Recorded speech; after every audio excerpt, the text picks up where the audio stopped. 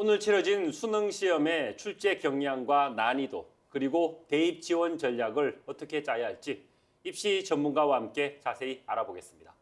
차상로 송원학은 진학실장이 나와 있습니다. 실장님 안녕하세요. 네, 반갑습니다. 네, 시험은 이제 모두 끝났고요. 네. 자, 수능 시험 지난해에 이어 문이과 통합형으로 치른 두 번째 수능 시험이었는데 먼저 올해 시험 출제 경향부터 분석해 주시죠. 2023학년도 수능은 어렵게 출제되었던 작년 수능에 비해서 수학은 비슷하고 국어, 영어는 다소 쉽게 출제된 것으로 나타났습니다. 전체적으로 작년 수능에 비해 다소 쉽게 출제되었지만은 문이과 통합형 수능으로서 전체적으로는 충분히 변별력 있는 시험이라고 볼 수 있겠습니다. 네, 영역별로 난이도에 대해서 좀 더 자세히 알아보겠습니다. 지난해 수능과 비교해서 난이도 어땠습니까? 네. 국어 영역은 어려웠던 지난해 수능보다 쉽게 출제되었고 이번에 평이했던 9월 모의평가보다는 비슷한 난이도였던 걸로 보입니다. 수학 영역은 지난해 수능과 비슷한 수준으로 출제되어 쉬운 수능은 아니었습니다. 공통 과목은 작년 수능과 비슷하게 난도가 높게 나왔고 그리고 선택 과목은 작년 수능과 비슷하거나 다소 쉽게 출제되었습니다. 영어 영역은 2023년도 쉬웠던 9월 모의평가보다는 어렵고 지난해 수능보다는 약간 난이도가 쉬운 걸로 보입니다. 네, 실장님 재학생은 줄었는데 이 졸업생과 검정고시 응시자가 26년 만에 가장 많습니다. 아무래도 이번 대입에 큰 변수로 작용할 것 같습니다. 네, 맞습니다. 올해 수능에서 따져봐야 할 최대 변수는 재수생들의 향배입니다. 응시원수 점수 결과 검정고시를 포함한 졸업생 재수생의 비율이 31.1%로 97년 이래 최대 규모입니다. 그래서 올해 정시에서 역대급 재수생의 등장은 의학계열 쏠림을 가속화하며 상위권 장기열 지원선에도 변화를 줄 것으로 보입니다.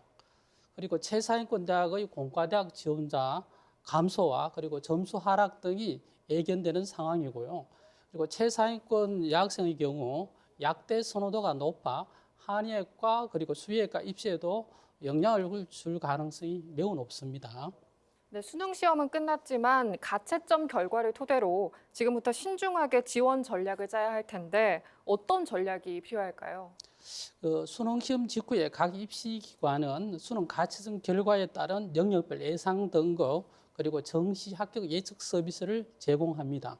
그래서 수험생들이 이러한 자료를 통해서 수능 시험 직후 빠른 가채점을 진행해서 자신의 예상 등급과 그리고 정시 지원 가능한 대학을 파악한 다음 수시 지원 대학의 수능 최상력 기준을 충족했다면 지금부터 대학별 고사에 응시를 대비해서 준비를 해야 될 거고요. 만약 가채점 예상 점수가 낮아서 정시에 대학을 지원하기 어렵다고 판단이 있으면 남아있는 수시 일정, 즉 논술고사나 면접고사 일정에 적극적으로 최선을 다해야 될 것으로 보입니다. 자, 당장 이번 주말부터입니다. 수시 대학별 고사가 시작되는데 어떻게 준비해야 될지 조언해 주신다면요. 그리고 이제 면접고사의 경우는 입학처 사이트에 들어가게 되면 기출문제나 그리고 면접 관련 가이드북 자료만으로 충분히 대비가 가능합니다.